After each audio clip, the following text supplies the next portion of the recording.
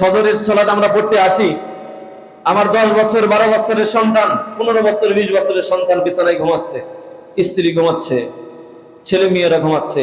মুরব্বী, আপনি ঘর থেকে উঠলেন, আস্তে করে উঠলেন যে কেউ যাতে টের না পায়, আপনি এসে ফজরের সালাতটা আদায় করে আপনি বাসায় চলে গেলেন। বলেন দেখি, আপনি হক আদায় করলেন? হাদিসে কি বলছে? কুল আলা কুল্লুকুম রাইন ওয়া কুল্লুকুম মাসউলুন আন রাইয়াতিহি। প্রত্যেকেই তোমার দায়িত্বশীল, ওই দায়িত্বের ব্যাপারে তোমাকে জিজ্ঞাসা করা হবে। আপনি পরিবারের প্রধান, আপনি কি দায়িত্ব পালন করলেন এখানে মুরব্বী?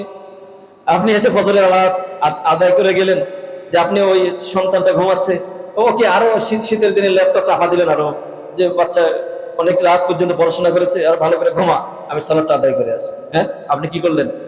আপনি আপনার হক আদায় করলেন? ওই সন্তানকে আপনি দিন শিক্ষা দিলেন? দিলেন না তো। ইসলামী শরীয়তের এত বড় গুরুত্বপূর্ণ একটা হুকুম কি আপনি লঙ্ঘন করলেন?